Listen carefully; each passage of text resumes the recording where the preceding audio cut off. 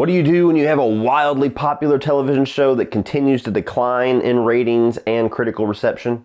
You call that shit something else.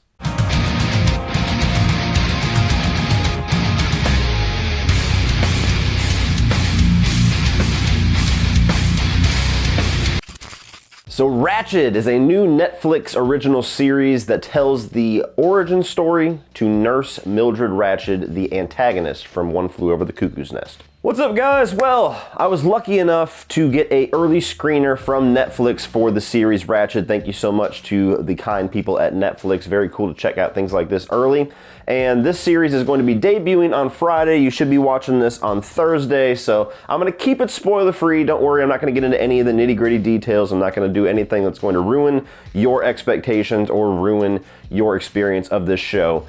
But I do have a lot to say about this one. So Ratched is an origin story for an iconic villain from a film called One Flew Over the Cuckoo's Nest. If you have never seen it, if you get nothing else out of this review, watch One Flew Over the Cuckoo's Nest. This is one of those like greatest of all time movies, one of those bucket list movies, one of those coffee table movies that I had always heard about, never really knew if I was gonna like it or not. Finally popped it in just out of morbid curiosity last year and kicked myself in the ass immediately for not watching it before.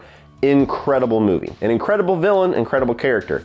So I was curious about this show. I saw that Ryan Murphy was involved somewhat. He is not like the guy in charge, though we will talk about that, but he is an executive producer. He's the one that secured the rights for the character of Nurse Ratched to get this show off the ground. So he's very much kind of like the wheels that are getting this thing turning. And I have a complicated relationship with Ryan Murphy, because I loved Nip Tuck back in the day, but that show very much went off the rails in the last couple of seasons. I have not liked any of his stuff like along the lines of Glee. And American Horror Story I thought was incredible right out of the gate with the first season, and then each subsequent season lost me more and more to the point where I basically abandoned that show completely in season 5 and have yet to return to it. So my main concern for this show was how much Ryan Murphy is going to be in here and how much Nurse Ratched from One Flew Over the Cuckoo's Nest is going to be in here. Where is that balance going to be? So starting right off with the positives for season 1 of Ratched is all of the performances. All around the board, they're all really good for the most part, but of course you have the standout Sarah Paulson, who is playing the titular character of Nurse Ratched. She is a Ryan Murphy mainstay. She's in pretty much, if not every single season of American Horror Story. Don't fact check me on that one. I know she's in a lot of them. And she's done a lot of work in films as well. Like most recently, I believe she was in Glass. She might have been something since then. I loved her in Mud.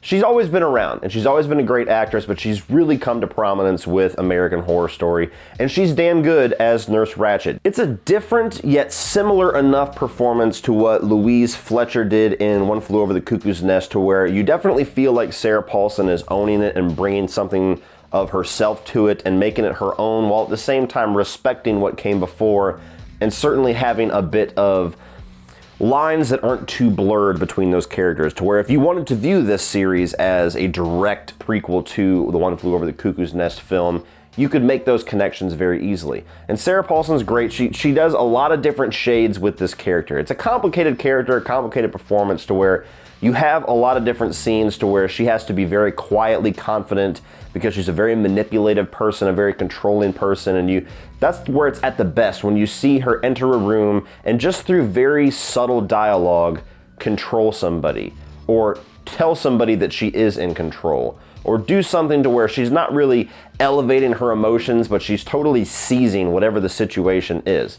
That's when she's at her best in this show. What are you gonna do about it? What, are you deaf? No. Just thinking of all the things I'm going to do about it.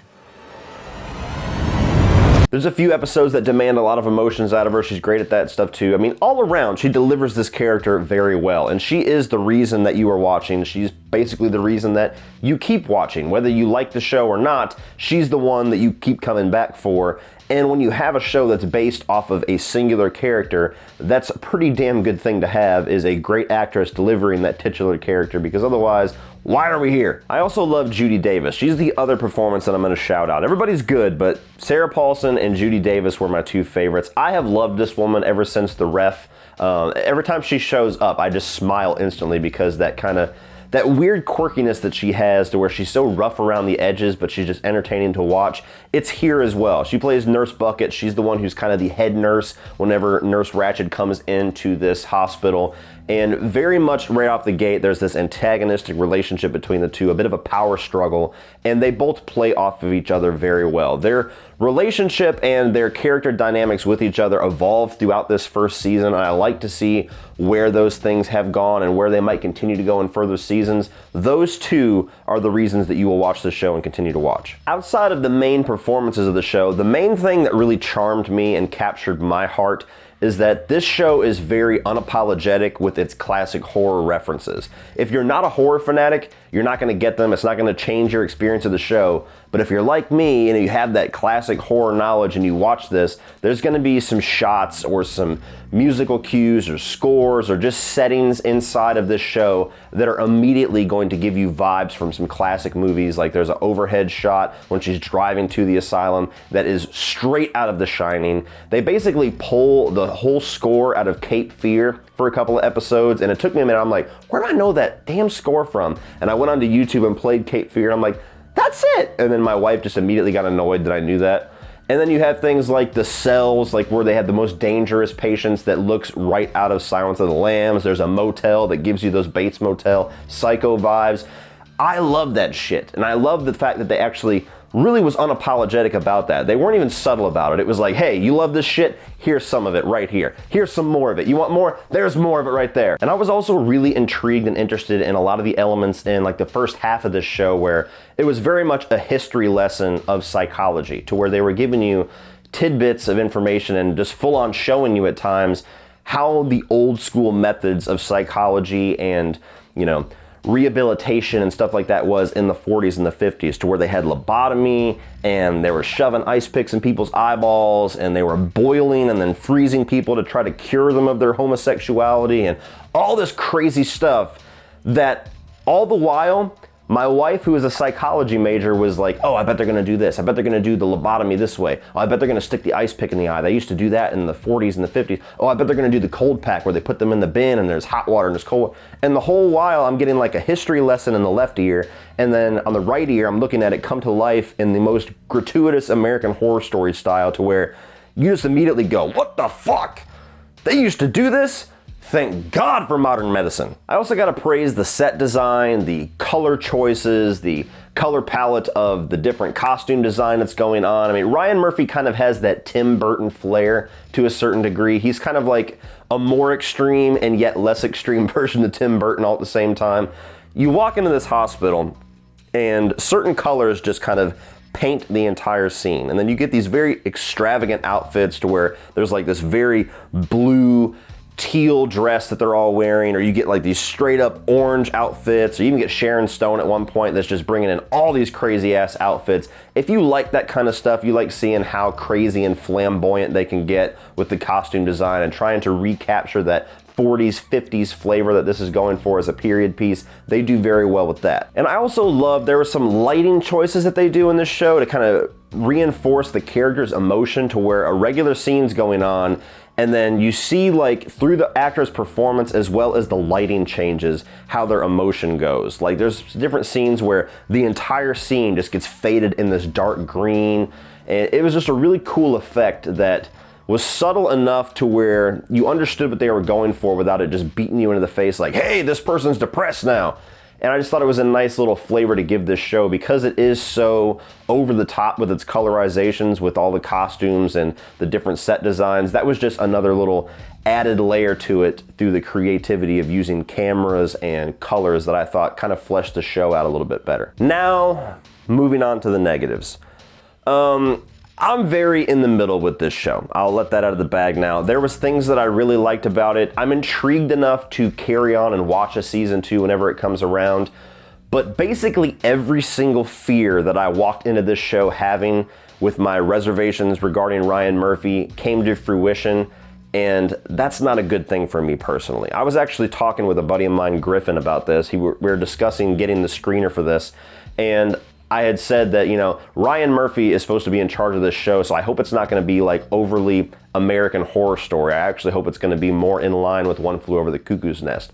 And within half an episode, I was like, oh, no, this is totally American Horror Story Ratched. Like, that's exactly what it is. It's less batshit crazy, like there's not werewolves and shit going on in the background, but you could literally put this on FX and say this is another season of American Horror Story, and not one single person that watches it would ever call that into question. It has the same vibe, it has the same style, it has the same ridiculous amounts of excess, and really that excess is the main thing that I was worried about, because Ryan Murphy is not a very subtle showrunner. He likes tons of violence, tons of gore, tons of sex. And while that might sound appealing, when you have a character like this that is definitely already set in stone what your expectations are if you have seen One Flew Over the Cuckoo's Nest, and you walk into this thinking, this character has to become this at some point, those two styles could not be more different from each other. This show, it might even be written somewhere that it's just inspired by that movie and that book and not actually meant to be a direct correlation, kind of like how Bates Motel is obviously not going to directly lead into the 1960s Psycho film. That might be a valid fact, but even if they have stated that, it just doesn't fit for me. When you have this, when you have One Flew Over the Cuckoo's Nest, when you have Louise Fletcher, you have what that character was brought to life to be, and it's basically exactly the same in the novel, so it's not like she had this wild interpretation that just became iconic in the film. Then you have this version that is just so over-stylized and filled with gore and murder and more or less incest and decapitations and betrayal and just sex everywhere. It's like, do we really need that to tell the story of Nurse Ratched? I don't think we do. And it just gets to the point where it's actually distracting. Like, I'm cool if you want to turn the violence up a bit in some of the scenes that require it, like a scene that opens up this show where there's a multiple murder that just kind of kicks off the events of Ratched. That stuff is fine. But when every single time that somebody gets killed, it's in like the most gratuitous fashion, and for like the first 5 episodes, you can count 7 or 8 sex scenes that don't really add anything to anything. They're just there because we gotta have sex. It's Ryan Murphy. It's American Horror Story. We can get away with R-rating stuff here, so there's gonna be sex in that room. We're gonna open up that door and see somebody getting eaten out. We're gonna see a blowjob in this room. There's gonna be all kinds of craziness in that room, so just be careful when you open that door. I don't need it. I don't need it. I don't think it adds anything to the story. I don't think it adds anything to the show, and it just, when you watch it, you go, okay, yep. Ryan Murphy just couldn't help himself. He had to porn the fuck out of this story. And the funny thing is, like I said in the beginning, Ryan Murphy is not the director of this show. He was not the one that wrote this show. He was not the one that was trying to get this show, you know, he was not the one bringing this show to life. He's just the one that grabbed it, got the rights, and became an executive producer. But this is easily like a Poltergeist situation to where the guy's name who's on the poster, yeah, that guy didn't direct this. It's almost like the guy that was trying to bring the story to life was like, okay, this is what we're going for in this scene. We're trying to evoke the emotion that this guy is, he wants to be more human, and we're gonna have this nurse come in and she's gonna kind of feed off of that weirdness that he has, and it's gonna be kind of intoxicating for her, and it's gonna be this Bonnie and Clyde thing going on. We're gonna set it up here. And then Ryan Murphy comes in and he's like, you know, it would get that done better if she jerked him off. Moving on beyond all of my issues with this being another chapter of American Horror Story that they don't want to call another chapter of American Horror Story, I had a very hard time kind of figuring out what direction we were going with Nurse Ratched herself. I mean, I understand she's a very multi-layered character. That's what they're going for. They're trying to show all the different emotions. They're trying to show the conflict, I guess, with her internally and externally, but I felt like the show was almost contradicting itself with how they are portraying her, because the show starts off and immediately, right out of the gate, she is manipulative, she's controlling, she is trying to climb the ladder in this hospital in the most nefarious way possible, and then in the very next scene, the person she just fucked over, she's like trying to be comforting towards, and they end up becoming friends, and you're like, what the fuck happened there? And the show does that a couple of times to where I couldn't really figure out if this was a ploy, like, okay, is she just acting like she's friends with this person and she's gonna fuck him over again in the next scene, and then that next scene would never come, and I'm like, that's confusing. The show is also oddly paced. Like, it starts off a little slow and methodical about trying to ease you into the plot of what is going on, and then in like the middle 3 episodes of the season, shit just goes batshit crazy over and over again, and you're like, whoa, this just got good. And then the last 2 episodes kind of is falling action the entire time, to where the craziness level we were just in for 3 episodes is never reached again, and now we're just kind of trailing off until the finale. And I did have a little bit of an issue with Finn Wittrock, I believe is his name, his performance. He's kind of the main psycho of this hospital. He's the one that kicks off the events with this crazy murder. He's the most dangerous person there. There's some plots going on with him that kind of carry the show throughout.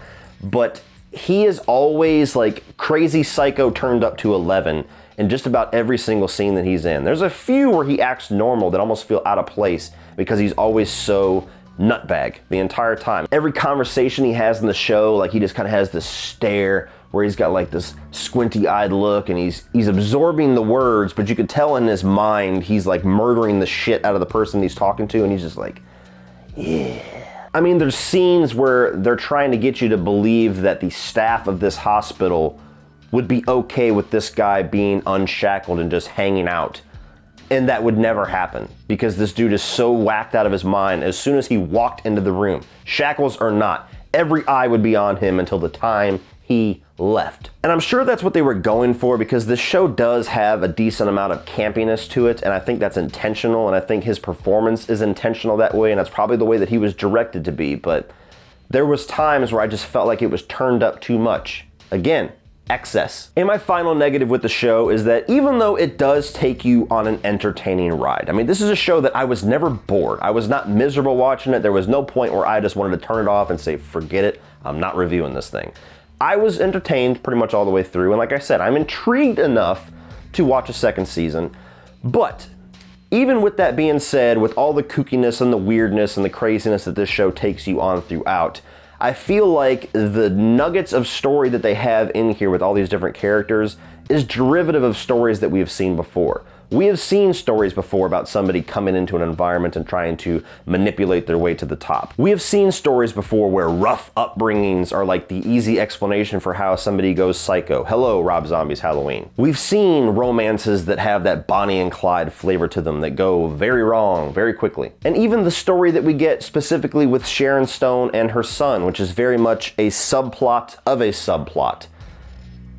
It feels like it's derivative of Hannibal in a lot of ways, to where I saw it and I immediately knew where everything was going to go with these two characters, and I was spot on all the way to the end. Letting me into this hospital was the best decision you ever made. All in all, guys, I think that there are two different groups of people as far as who is going to watch Ratched. If you were a fan of One Flew Over the Cuckoo's Nest and you love that character and you want to see more with that character, more people than not in that group are probably not going to be into this show. Then you have this group that are American Horror Story fans and cannot get enough of it. They will love this and they will eat this up. So know where you are in those two groups. But overall, this is a show that is entertaining. It is crazy and kooky and weirdly appealing all the way throughout, with really good performances, great production value, really cool and very unsubtle in the best way horror references, but at the same time, so much excess to the point where it's like you're cutting into the effect of your show, you're cutting into what you're going for because you just don't know how to temper any of the shit you're trying to do. So if you're a fan of the character Nurse Ratched and you happen to be a big fan of American Horror Story, then this is the show for you. But if you want subtlety, if you want more character study and less gratuitous sex and violence, this might not be the thing for you. Know who you are, but check this thing out on Netflix if you're interested and stream it. So what do you guys think of Ratched Season 1? Are you a fan of this? Is this exactly the type of show that you love, and you love blood and sex just painted on every single scene possible? Or are you somebody that preferred the much more subtle approach of the classic film One Flew Over the Cuckoo's Nest, and this was just something in another weird sex-filled universe that didn't really appeal to you? Let me know your thoughts on Ratched. Tell me your thoughts down below. We will discuss this season. Do you want a season 2? Do you think it's going to be successful enough for a season 2? Let me know all your thoughts, and be sure to check out One Flew Over the Cuckoo's Nest if you have not. What did I tell you at the beginning? Take that as your lesson. Thank you guys for watching. Please like and share this video. Hit that subscribe button if you are not already a subscriber. Check out all the other awesome entertaining content that I have in this channel just for you. And as always, remember, opinions are like assholes, but that doesn't mean that you have to be.